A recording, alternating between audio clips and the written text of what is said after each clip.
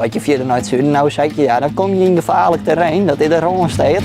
Tussen de kei of in de kast, Ja, ik vind planten sowieso altijd mooi beesten trouwens. onder de reek of in de jarre. Ik denk bij jaren had ik dat hier roep, dan denk ik altijd, de lente begint, dat vind ik lekker. In een keet of dorst de kroeg. De keten die waren hier en daar, die papa, paddenstoel, nu tegen op je niemkes, nou ja. Hoe zag het leven van student Hielke eruit in en buiten de provincie? Ja, en een mooi zoals hier zitten, vond ik altijd wel mooi. Hoe zag Hielke's takkomst eruit? Ja, hij had er voor mij een fantastische tijd. En nu zit hij daar in een anti-kraakpand in Zwaag, Noord-Holland. Ja, je had er ik gewoon krijgen de geisvelden, maar de keiling daar is wat afwisselen. Als in de ik wat tulpenvelden en velden met kool en andere dingen. Zeker het noorden van Noord-Holland is echt nog wel gewoon lekker. Krijg je hier een beetje boers. Ik bedoel, daar is West-Friesland. Als je verder naar het zuiden nou zegt, ja, dan kom je in gevaarlijk terrein. Dat is de Ronsteed.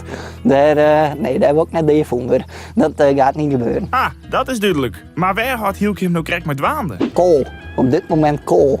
De toekomst van de kool, dat zit wel goed. Het is alleen nog meer inderdaad van, nou ja, hoe kan je het nog beter maken? Daar komt het op delend. Maar ik vind het gewoon heel indrukwekkend soms dat je velden en velden vol met, ja, bijvoorbeeld paprika's en dat stiet alweer om de glijers. Dan denk je, ja, dit heeft een vermogen kost om dit alweer te bouwen. Op stage in Hoorn had er het bot nooit zin. Ik in orde keer, kinderen zoals het zelfs site, mooi wat omgriemen met de plan. Nou ja, ik heb altijd, ik zit altijd bij de hin, daarachter heb ik een beetje, ja, experiment wil ik het net nemen, maar daar zie ik soms wat om te griemen dat nou het krijgt de wind eruit.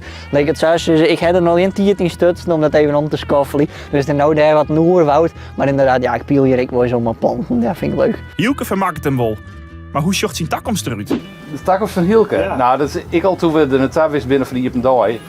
Plantenwetenschappen, dat is een richting met meer takkomst in wie waar de toestand dan dierwetenschappen. Nou, mensen met het toch ieder, hè? Ja. Ja, maar dat ken ik molken. Ja, dat ken ik, maar inderdaad wat ieder de kei.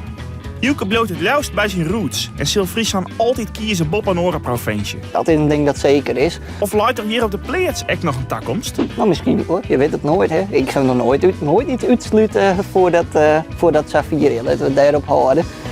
Want je weet het nou. Nou ja.